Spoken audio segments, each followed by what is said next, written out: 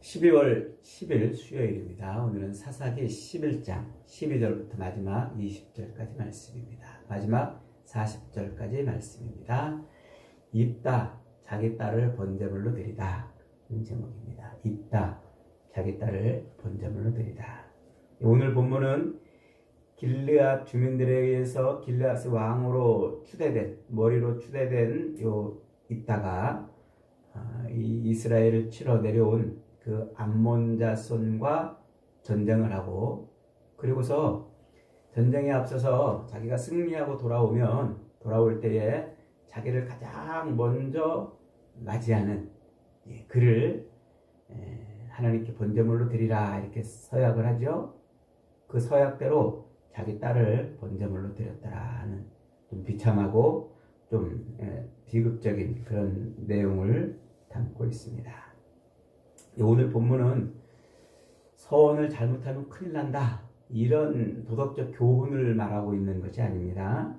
이 말씀은 가나안 땅에 들어와 살아가고 있는 이스라엘의 모습이 지금 어떤지, 그들의 영적인 상태가 어떤지를 입다와 그의 딸을 통해서 지금 보여주는 거예요.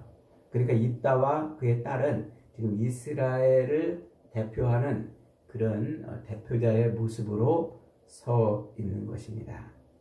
그러니까 이스라엘은 하나님이 언약으로 약속으로 주신 그 땅에서 언약 백성으로서 기업의 삶을 살아야 되는데 지금 그들이 얼마나 어처구니 없는 신앙생활을 하고 있는지 그것을 지금 보여주는 겁니다. 그래서 이 비극적인 일은 인간의 구원이라는 것은 우리 인간의 행위와 인간의 열심과 인간의 서원으로 이루어지는 것이 아니고 오직 참되신 하나님, 언약을 지키시는 하나님의 은혜로만 된다 하는 것을 다시 한번 또 이렇게 강조해 주는 말씀이에요. 먼저 12절부터 28절을 보면은 입다가 이제 이스라엘을 치러 내려온 그 암몬 왕에게 사자를 보냅니다. 그리고서 이 암몬 왕에게 이제 왜 도대체 전쟁을 왜 하러 왔느냐 하고 이렇게 묻습니다. 그랬더니 암몬 왕이 이 요단 동쪽에 있는 땅은 원래 우리 땅이었으니까 우리에게 돌려달라 이렇게 요구를 하죠. 이에 대해서 입다는 아주 길고 그리고 치밀한 변론으로 그 암몬 왕의 주장을 반박을 합니다.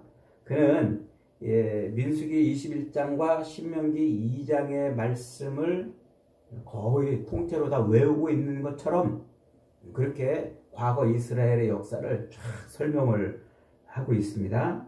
그래서 이스라엘이 가나안 땅에서 이스라엘이 애굽에서 이렇게 가나안 땅으로 올라올 때에 요 암몬 왕은 그때 이스라엘이 자기네 땅 요단 동편 땅을 이스라엘이 점령했기 때문에 지금 찾으러 온 것이다 이렇게 말을 하는데 입다는 신명기 21장과 민수기 2장에 나와 있는 그 내용대로 그게 아니라는 거예요. 이스라엘이 애굽에 나와서 가나안 땅을 올라올 때 거기에 이제 모압 지방도 지나가고 에돔 지방도 지나가는데 그들이 길을 안 내줘가지고 옆으로 돌고 돌아가지고 요단 동편 땅까지 왔다는 거예요. 그때 이 요단 동편 땅이 누구 땅이었냐면 아모리 왕 시온의 땅이었다는 거예요.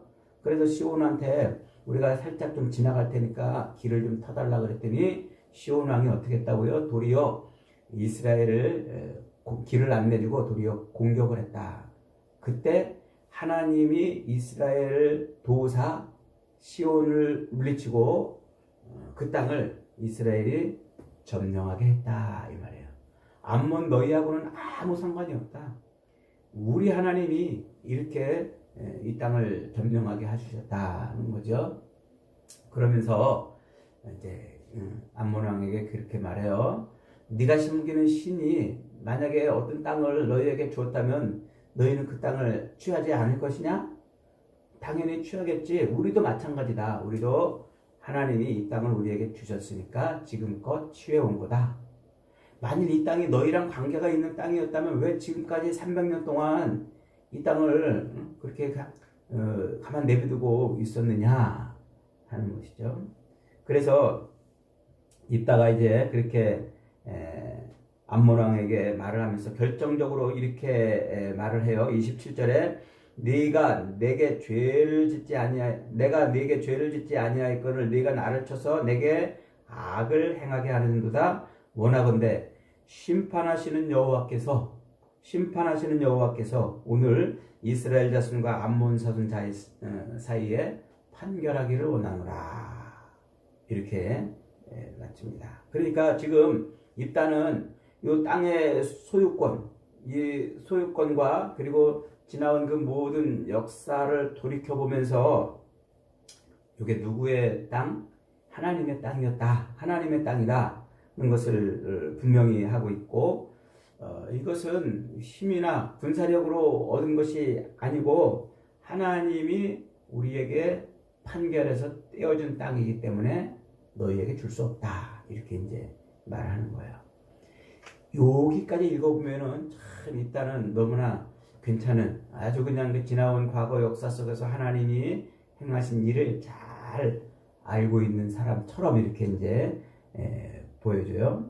그래서 하나님이 행하신 그 과거의 역사를 정확히 꿰뚫고 있으면서 그 역사를 언약의 눈으로, 언약의 틀로 해석할 줄 아는 사람이었어요. 괜찮은 사람이죠? 여기까지만 보면. 그래서 이 땅은 우리가 우리의 힘으로 뺏은 땅이 아니라 하나님이 언약을 인해서 우리에게 기업으로 주신 땅이다 는 거예요.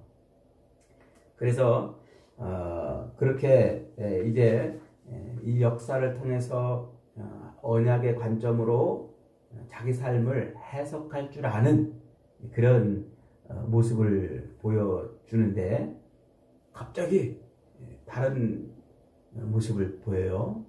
그래서 이제 그렇게 전가를 넣었는데 암몬 왕이 그래도 공격을 멈추지 않자 그가 이제 전쟁에 출전하죠. 그때 하나님이 성령을 그에게 입혀가지고 그 전쟁을 승리하게 합니다. 그런데 그렇게 승리하게 하는데 결국은 그가 어처구니 없는 그런 고백을 합니다. 29절에 여호와의 영이 입다에게 임하자 그는 그 하나님의 영에 이끌려가는 사람이 되는 것이 아니라 도리어 자기 욕망을 분출하는 사람이 되어버렸어요. 그래서 이 30절에 보니까 이렇게 이제 있다가 말을 합니다. 그가 여호와께 서원하여 이르되 주께서 과연 암몬 자손을 내 손에 넘겨주시면 내가 암몬 자손에게서 평안히 돌아올 때에 누구든지 내 집 문에서 나와서 나를 영접하는 그는 여호와께 돌릴 것이니 내가 그를 번제물로 드리겠나이다. 서원, 네데르 서원, 하나님 앞에 드리는 감사와 헌신의 약속이죠. 그런데 그가 지금 이렇게 이 전쟁, 하나님의 신이 임해서 여호와의 영, 루아흐 야훼라는 이 하나님의 영이 임해서 전쟁에 나갔으니까 그 전쟁은 하나님의 전쟁이잖아요. 그런데 갑자기 그가 뭐라고 말합니까? 이 전쟁 만약에 이 암몬 자손을 내 손에 붙여가지고 내가 승리하고 돌아올 때에 그 승리의 환영을 제일 먼저 나와서 하는 그를 번제물로 드리겠다. 이렇게 지금 말하는 거예요. 이따의 서원은 뭐가 문제일까요? 첫째로 그 서원은 인신제사, 사람을 제물로 드리는 이 제사를 가증히 여기시는 하나님의 율법에 완전히 어긋나는 그런 고백이죠. 근데 레위기에서 그리고 신명기에서 귀가 따갑게 이스라엘 백성들에게 말씀하시는 게 뭐냐면 자녀를 몰렉에게 바치는 그런 이방인의 풍습을 따라서 사람을 제물로 바치지 말라 하는 거예요. 그것은 하나님께서 여호와께서 미워하시고 가증히 여기시는 일이다 반복을 했죠. 그런데 사람을 제물로 바쳐서 태워 죽이는 그런 제사는 가나안 종교의 가장 핵심이에요. 그게 그래서 이 제물로 바치는 이 일을 하나님께서 못하게 하시려고 가나안 족속의 그 우상들을 다 멸절하라고 이렇게 말씀한 것이죠. 그럼에도 불구하고 입다는 지금 하나님이 가장 가증히 여기시는 인신제사를 지금 서원하고 있다는 거예요. 둘째로 이 서원은 은혜의 하나님을 거래의 대상으로 지금 여기고 있다 이 말이에요. 은혜는 하나님의 심히 임했잖아요. 그러면 그가 나가서 전쟁에 이기는 것은 물 보듯 뻔한 거예요. 불 보듯 뻔한 거예요. 명약관화한 거죠. 그러니까 이따가 하나님의 성령이 임해서 전쟁을 치르기 때문에 그 전쟁이 이제 하나님의 전쟁이고 자기는 거기에 동참만 하면 되는 거예요. 이것이 지금까지 사사기의 전쟁의 패턴이었잖아요. 여호수아의 정복 전쟁의 패턴이었고 말이죠. 그런데 지금 뭐라고 말하고 있습니까? 주께서 참으로 이기게 해주시면 내가 가장 값진 것을 드리겠다는 조건을 걸고 지금 서원을 하고 있는 거예요. 원래 이 서원은 어떤 결과를 얻기 위한 조건적인 제사가 아니에요. 우리가 레위기에서 공부를 해봤습니다만은 제사는 크게 5가지로 있죠. 번제, 소제, 속죄제, 화목제, 속건제 이렇게 5가지가 있는데 요 서원과 자원, 낙헌제, 서원제, 자원제, 낙헌제 요 3가지는 어디에 속할까요? 바로 요 화목제에 속해요. 화목제. 화목제라는 것은 하나님이 어떤 일을 하신 것에 대한 감사가 주된 제사이지 하나님이 어떤 일을 해주십시오 라고 이렇게 요구하는 제사가 아니란 말이에요. 제사에는 그런 제사가 없어요. 레위기에서 우리가 이미 충분히 살펴봤습니다만 그러니까 지금 입다는 뭐라고 말하고 있는 거예요? 나가서 승리하게 하면 내가 이것을 드리겠나이다. 이게 지금 뭐가 잘못된 거죠? 승리하고 돌아와서 기쁨으로 감사로 그렇게 드리는 것이 화목제고 여기에 서원이 있는 거예요. 그러니까 주님, 제가 나가서 승리하고 돌아오면 이런 제사를 드리겠나이다. 이게 서원제예요. 그런데 승리하게 하시면 드리겠나이다. 이게 지금 조건을 걸고 하나님 앞에 거래하고 있는 서원이란 말이죠. 이 차이가 이해가 되시죠? 하나님, 내가 이 전쟁, 하나님이 싸우시는 이 전쟁에 동참했다가 승리하고 돌아와서 내가 서원을 드리겠습니다. 이렇게 해야 되는데 승리하게 하신다면 드리겠습니다. 승리하게 안 하면 안 드릴 수도 있는 거죠. 승리하게 해야 드리는 거예요. 이게 지금 하나님을 뭘로 하는 거예요? 하나님을 거래의 대상으로 이렇게 삼고 있다는 것이죠. 그래서 지금 하나님의 그 은혜를 자기의 행위로 되갚으려고 하는 이런 어처구니 없는 신앙을 지금 가지고 있는 거예요.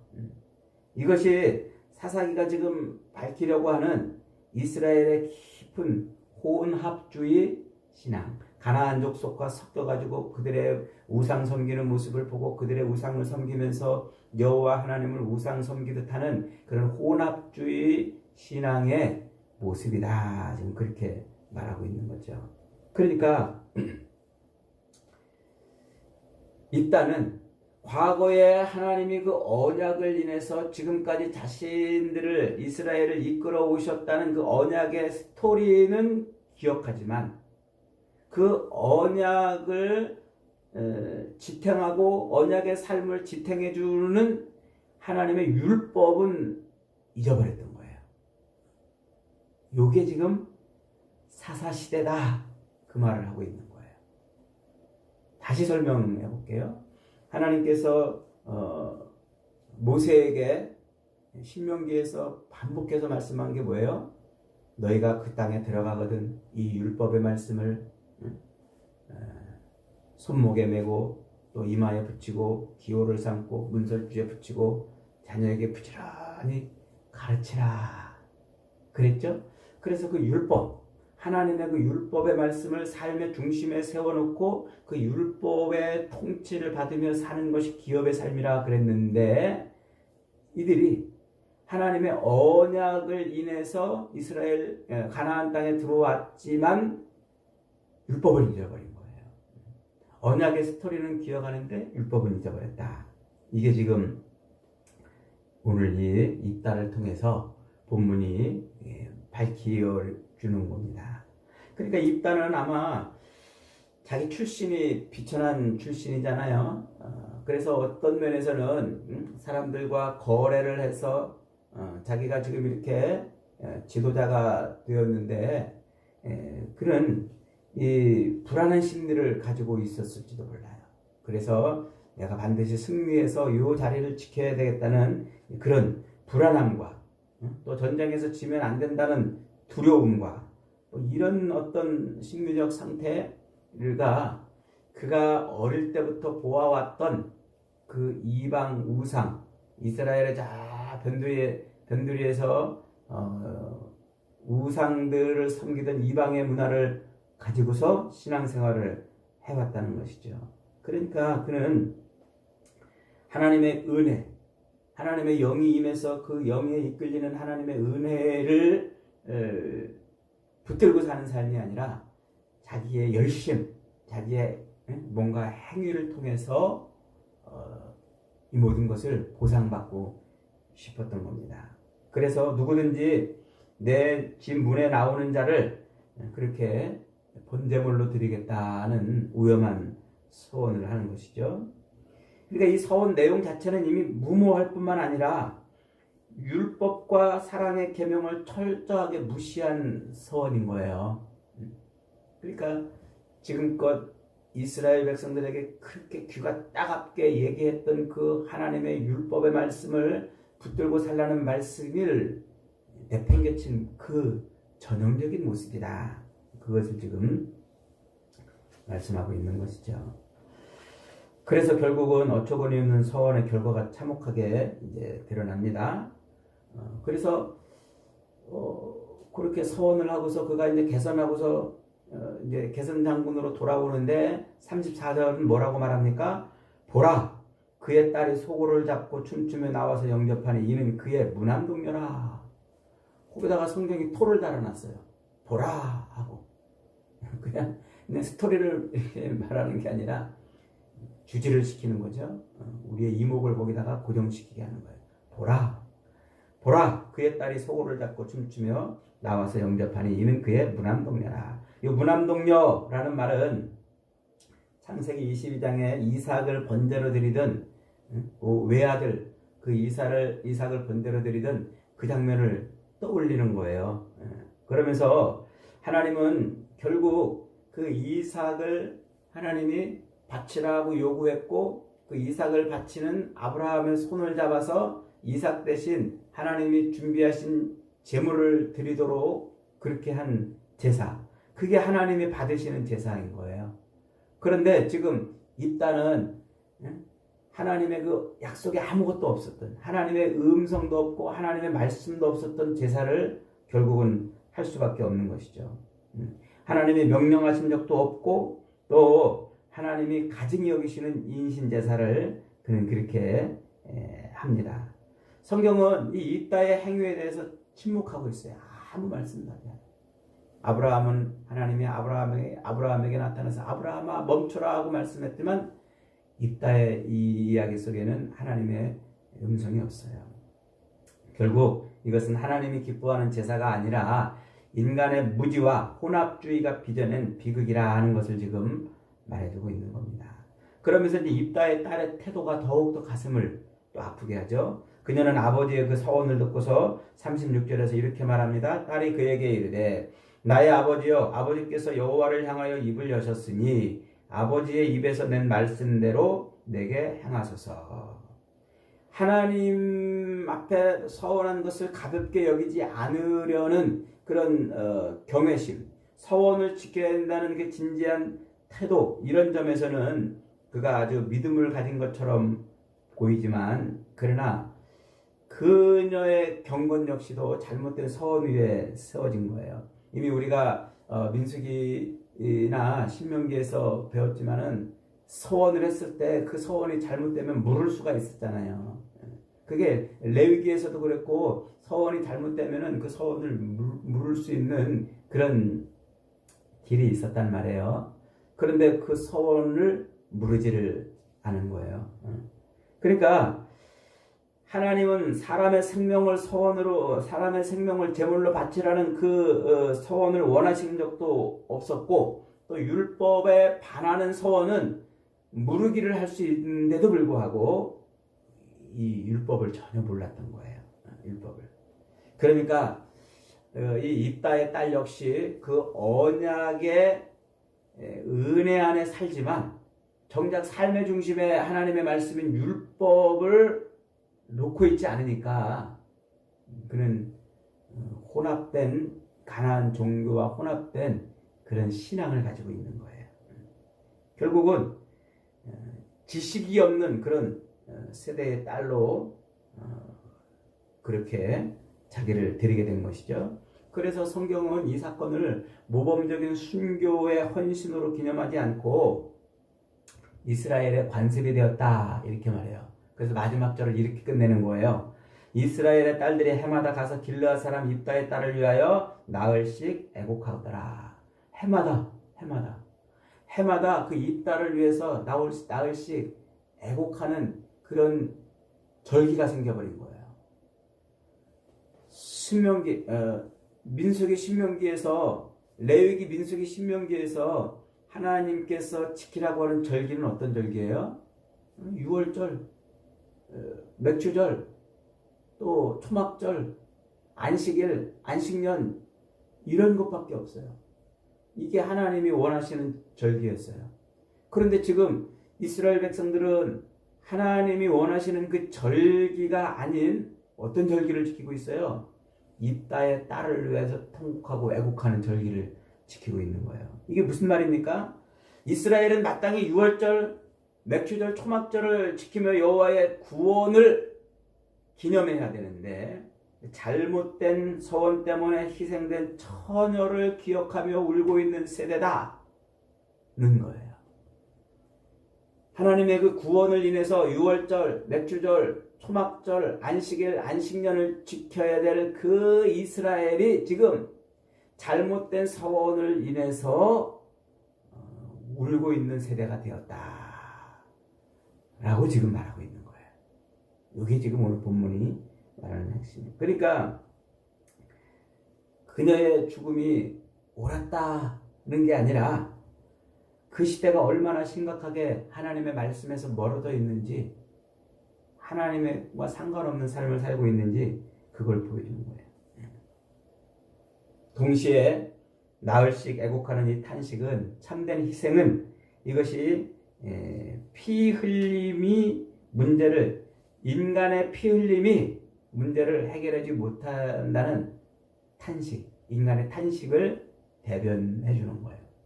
우리 인간이 아무리 피를 흘려도요, 아무리 헌신하고 내 목숨을 내서 피를 흘려도 거기에는 인간의 구원이 없어요.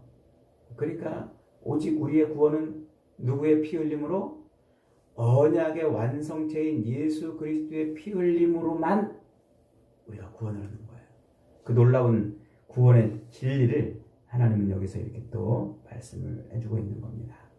이 입다의 딸의 죽음이 상징하는 아주 중요한 상징이 또 하나 있어요. 성경은 자꾸 그 입다의 딸을 처녀로서 죽는다고 자꾸 말하고 있어요. 처녀로서. 이 처녀로서 죽는다는 말은 뭡니까? 그가 생육하고 번성하는 삶을 이어가지 못한다는 거예요. 씨를 퍼뜨리는, 자손을 생산해내는 그 일을 못하고 죽는다. 이거예요. 지금 이스라엘 백성들이 애굽 땅에서 여기 들어와 사는 이유는 뭐예요?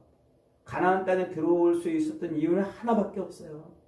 아브라함의 언약의 씨라는 것밖에 없어요. 언약의 자손이라는 것밖에. 이들이 가나안 땅을 들어올 때 보탠 게 아무것도 없는데 오로지 아브라함의 언약의 씨, 언약의 자손이라는 이유 하나 때문에 들어와 있는 거잖아요. 그런데 지금 이들이 들어와 가지고 뭐 하고 있는 거예요? 언약의 씨가 지금 끊어지고 있다는 것을 이렇게 상징하고 있는 거예요. 그러니까 지금 이스라엘은 언약 백성, 언약의 씨이면서도 불구하고 우상을 섬기고 하나님에게서 멀어져 우상을 섬기고 하나님의 언약을 버림으로 말미암아 그들은 언약의 씨가 끊어지는 그런 삶을 살고 있다는 거예요. 그래서 하나님은 이스라엘 안에서 그 이스라엘 혈통에서 이제 언약의 씨를 찾지 않아요. 그 대신 하나님이 새로운 씨를 주시죠.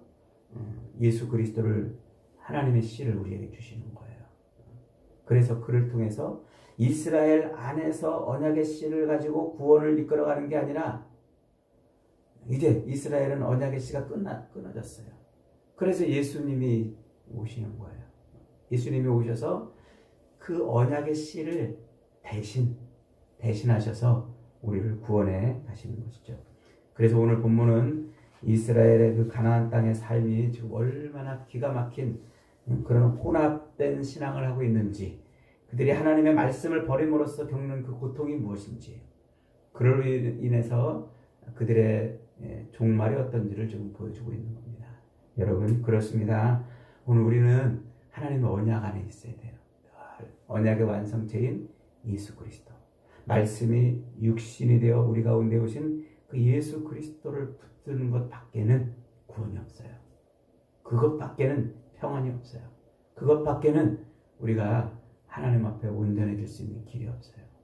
오늘도 예수 그리스도, 말씀이 육신이 돼서 우리 가운데 오신 그 언약의 완성체인 예수 그리스도만을 붙들고 구원의 기쁨과 감격을 노래하는 저와 여러분이 되시기를 주님의 이름으로 축복합니다. 아멘.